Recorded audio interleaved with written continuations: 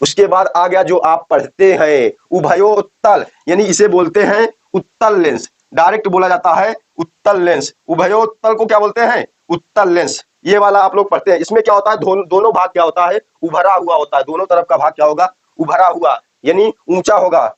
उसके बाद ये उभयो अवतल, यानी ये वाला भी आप पढ़ते हैं, इसे बोलते हैं हम केवल अवतल बोलते हैं। अवतल लेंस है ये। इसमें क्या होता है? दोनों तरफ का भाग दबा हुआ होगा, अवतल लेंस। ये आपका हो गया पूरा पूरा। कितना है इसमें? 9 टाइप के लेंस आपको मैंने बताया है। आप लोग सिर्फ कितने पढ़ते थे? 3 लेंस। आप लोग को ये दिखता होगा, लेकिन आप लोग इसे बता नहीं पाते होंगे ये कौन सा लेंस है, लेकिन आज के बाद आप लोग जरूर बताएंगे। उस गोले की वक्रता त्रिज्या जिसका की लेंस एक भाग है, यानी कांच का ऐसा गोला जिसका की लेंस एक भाग है, वो क्या कहलाती है? वक्रता त्रिज्या कहलाती है। अब वही वक्रता त्रिज्या का आधा कर देते हैं तो हमें निकलता है उस लेंस की फोकस दूरी। तो ये आपकी है फोकस दूरी। उसके बाद इसके विषय में सूत्र जो है होता क्या है? 1/u माइनस 1/v बराबर 1/f। ये आपका क्या है? u v f में संबंध किसके लिए? तो लेंस के लिए।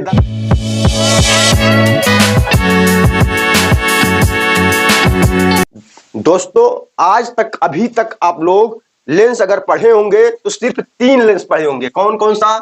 लेंस में सिर्फ कौन कौन से? 3 लेंस। एक आप समतल पढ़े होंगे, यानी ये वाला। एक आप उत्तल पढ़े होंगे, यानी ये वाला। एक आप अवतल पढ़े होंगे, यानी ये वाला। लेकिन मैं आज आपको जितने प्रकार के लेंस होते हैं सभी को बताने वाला हूं। तो देखिए, आप लोग हमारे साथ पूरा वीडियो देखिएगा, और साथ ही में लास्ट तक अगर मजा आ जाए ना तो शेयर जरूर कर दीजिएगा। तो ये देखिए, पहला क्या है? समतल लेंस। समतल में क्या होता है? दोनों तरफ का भाग जो है उभरा उभरा कुछ नहीं होता, एकदम फ्लैट होता है। और एक तरफ से देखोगे तो वस्तु का आकार वैसा ही दिखेगा जैसे वस्तु होती है। उसके बाद फिर हमारा दूसरा आता है समतल उत्तल। इसमें क्या होता है? समतल पहला भाग क्या होगा? समतल होगा, लेकिन दूसरा भाग गोलेकार का होगा, नहीं उठा हुआ उभरा हुआ होगा। तो ये हो जाएगा समतल उत्तल। और तीसरा देखिए उत्तल समतल, यानी पहले तरफ वाला आगे वाला भाग क्या है? उभरा हुआ जो उत्तल है, पीछे वाला भाग है समतल। इसे बोलते हैं उत्तल समतल। फिर तीसरा हो गया इसमें। अब चौथा देखिए अवतल समतल। अवतल समतल यानी आगे वाला भाग क्या होगा? ये दबा हुआ होगा, अवतल बना होगा, पीछे वाला समतल होगा, यानी फ्लैट होगा। तो ऐसा जहां दिखेगा वो क्या होगा?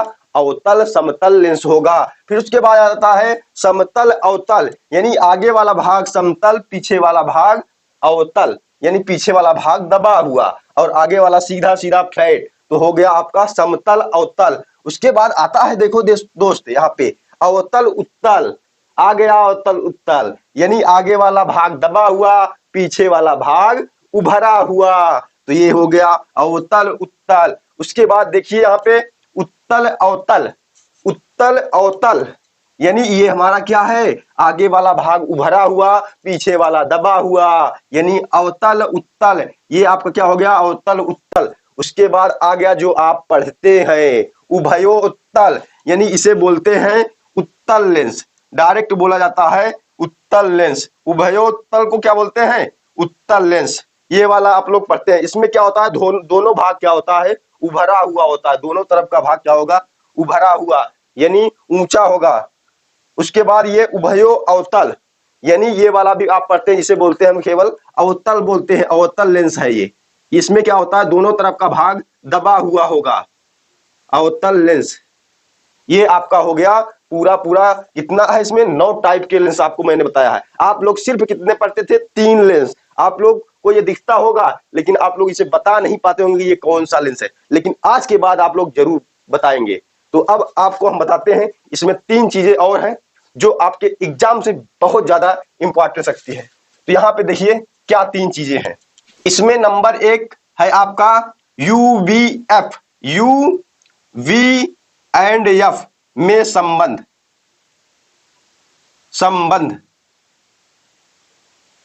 ये संबंध क्या होता है? और दूसरा क्या है आपका? दूसरा क्या है? लेंस की क्षमता। लेंस की क्षमता क्या होती है?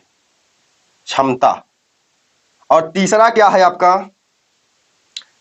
रेखीय आवर्धन। रेखीय आवर्धन। आवर्धन। ये तीनों चीज हैं जिसे m से डिनोट करते हैं, इसे पावर p से डिनोट करते हैं। तो देखिए ध्यान से देखिएगा आप लोग, यानी UVF में संबंध, लेंस के लिए मैं एक सूत्र लिखता हूं, यानी यू का मतलब क्या है, आपकी वस्तु से दूरी, या वस्तु से लेंस की दूरी, या लेंस से वस्तु की दूरी क्या होगी ये। उसके बाद यहां बी, प्रतिबिंब कहां बन रहा है, लेंस से कितनी दूर प्रतिबिंब बन रहा है, वो दूरी जो होगी उसे हम बी से डिनोट करते हैं। और ये एफ क्या है, एफ है आपकी फोकस दूरी। तो फोकस दूरी क्या होती है, वक्रता त्रिज्या की आधी होती है। वक्रता त्रिज्या क्या होती है, उस गोले की वक्रता त्रिज्या जिसका की लेंस एक भाग है, यानी कांच का ऐसा गोला जिसका की लेंस एक भाग है, वो क्या कहलाती है, वक्रता त्रिज्या कहलाती है। अब वही वक्रता त्रिज्या का आधा कर देते हैं तो हमें निकलता है उस लेंस की फोकस दूरी। तो ये आपकी है फोकस दूरी। उसके बाद इसके विषय में सूत्र जो है होता क्या है, 1/u माइनस 1/v बराबर 1/f। ये आपका क्या है, यू वी एफ में संबंध किसके लिए, तो लेंस के लिए, दर्पण के लिए नहीं। दर्पण के लिए अगर जानकारी चाहिए है तो आप लोग कमेंट जरूर करिएगा। दर्पण पूरा पढ़ाएंगे, दर्पण में किस कंडीशन में कहां प्रतिबिंब बनता है, ये सारी चीजें बताएंगे। और इसमें भी प्रतिबिंब की कंडीशन आज मैं नहीं बता रहा हूं, आप लोगों को अगर चाहिए तो कमेंट बॉक्स में कमेंट जरूर करिएगा कि कहां पे वस्तु रखेंगे तो कहां पे प्रतिबिंब बनेगा। इसके लिए आप लोगों को कमेंट करना है। दूसरा आता है लेंस की क्षमता। लेंस की क्षमता को हम पी से व्यक्त करते हैं, ये क्या होती है, 1/f लिखा जाता है, यानी 1/f फोकस दूरी, 1 फोकस दूरी। इसका मात्रक क्या होता है, डायोप्टर। इसे डी से डिनोट करते हैं, डायोप्टर। इसे हम क्या करते हैं, डी से डिनोट करते हैं। उसके बाद आता है रेखीय आवर्धन। रेखीय आवर्धन कुछ भी खास है नहीं, इसके लिए सिर्फ इतना ध्यान रखिएगा, रेखीय आवर्धन m बराबर होगा प्रतिबिंब की ऊंचाई, या प्रतिबिंब कितना बड़ा बन रहा है, प्रतिबिंब की ऊंचाई, प्रतिबिंब बिंब की ऊंचाई बटे वस्तु की ऊंचाई, वस्तु की ऊंचाई, ऊंचाई, ये होता है आपका।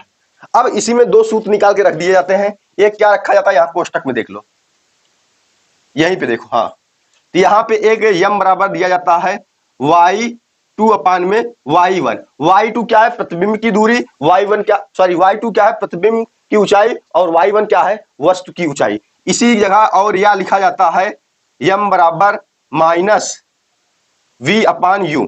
ये क्या है, v जो है प्रतिबिंब की दूरी होती है लेंस से, और u क्या होती है, वस्तु की दूरी, लेकिन उसके साथ यहाँ पे माइनस लगाया जाता है। ये दोनों है आपके रेखीय आवर्धन। दोनों सूत्र के द्वारा आप रेखीय आवर्धन निकाल सकते हैं।